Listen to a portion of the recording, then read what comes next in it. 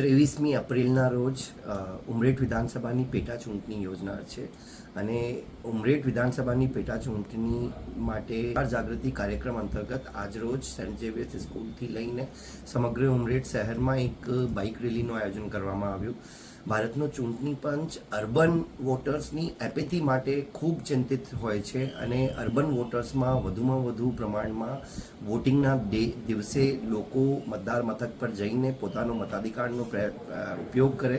એના માટે આજે સમગ્ર આખા ઉમરેઠ શહેરમાં એક બાઇક રેલી યોજવામાં આવી, જેના થકી લોકોને મતદાન કરવા માટે પ્રેરિત કરવામાં આવ્યું છે. ઉમરેઠ વિધાનસભાના તમામ મતદારોને મારી નમ્ર વિનંતી કે 23મી એપ્રિલ ગુરુવારના રોજ અવશ્ય સવારે 7 વાગ્યાથી મતદાન શરૂ થવાનું છે અને સાંજે 6 વાગ્યા સુધી મતદાન છે. અવશ્ય તમારા મતદાન મથક ઉપર જઈને તમે પોતાના મતાધિકારનો ઉપયોગ કરો.